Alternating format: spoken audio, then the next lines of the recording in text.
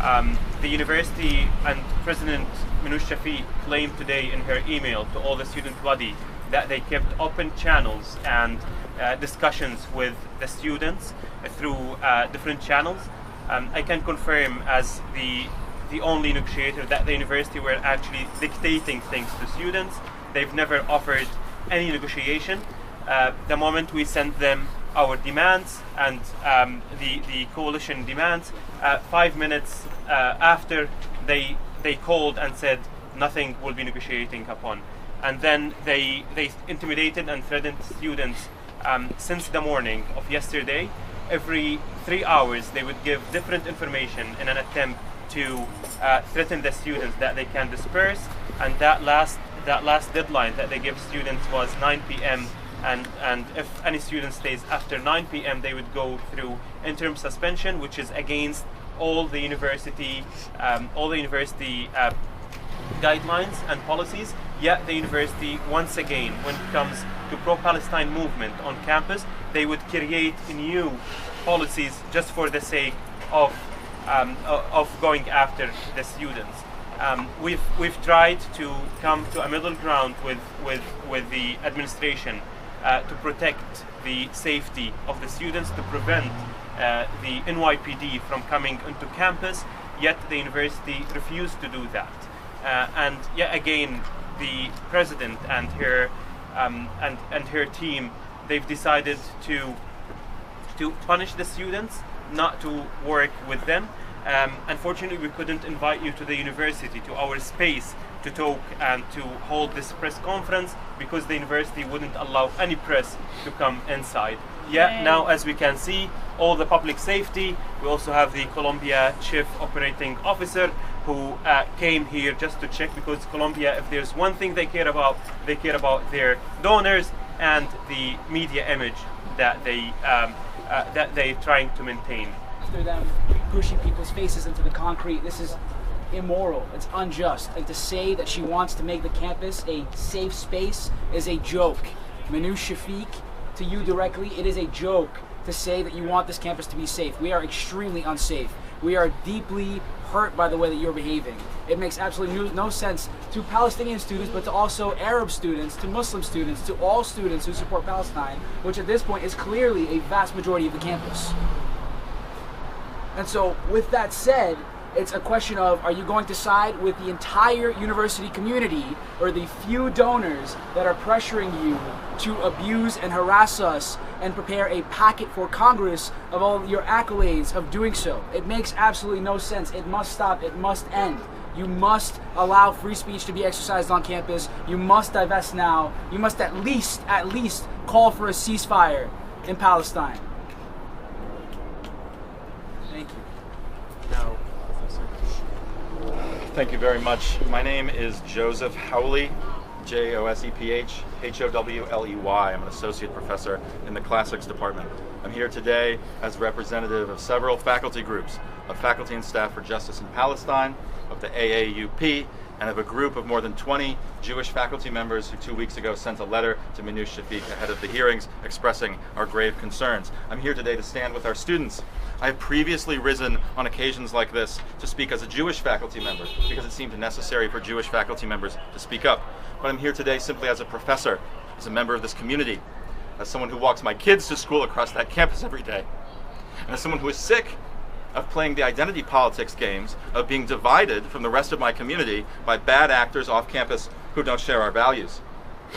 Yesterday, our university leaders went in front of Congress and, in the face of absurd and hateful interrogation from white nationalist lawmakers, conceded a series of laughable and dangerous propositions about the nature of language and politics at our university. Worse, they endangered the professional reputations and the personal safety of faculty members by discussing discipline and hiring and firing on live television and seeming to bargain away the careers of my colleagues in the face of political pressure.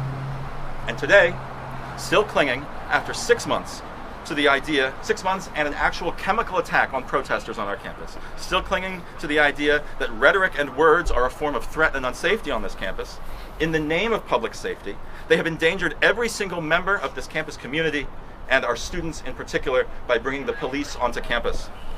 I wish that the last few months had left me with greater confidence that the university's response today was about how students were protesting rather than what they were protesting. Major decisions at this institution are being guided by people who are more concerned with PR and appeasing Republican lawmakers and special interest groups than with the values of a liberal education and a just society. This is what happens when faculty are not in the room when important decisions are being made. This is what happens when expensive lawyers who don't know or care about our institution or values are brought in to discipline our students and enforce our rules and advise our leaders. We get cops dragging students off campus when we have done just fine without them for more than 50 years.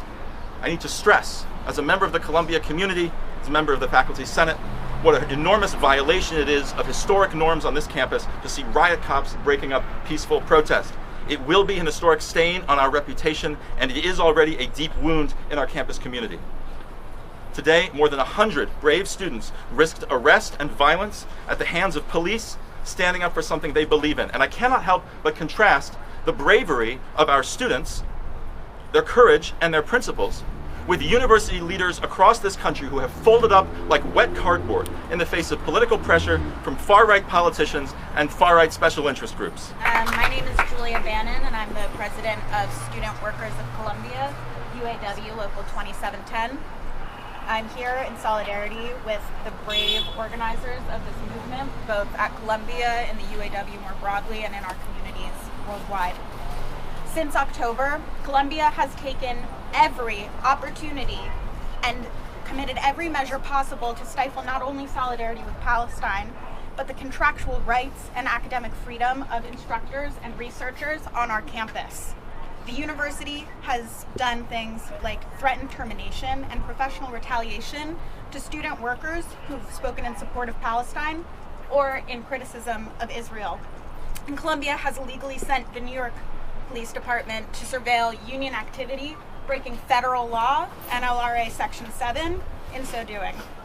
Now they've arrested union members, over 120 students, for holding space in our workplace and on the lawn that students pay tens of thousands, exorbitant amounts of money to be at every year. Say that. Woo. Are you asking at this point for the college president to resign after the situation?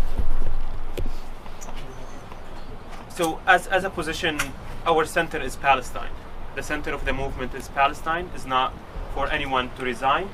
And we will keep the university is trying to divert this attention, to keep it, like to bring it local, to have it as domestic thing within the university. But the focus is Palestine. Our demand is for the university to divest all its investments from the Israeli occupation and to protect free speech and academic freedom on campus. That's good, or in the short term, how do you see this playing out? So the plan now is again, like the focus is Palestine. We will remain to engage all the student body to keep supporting the students, no matter how this would take time.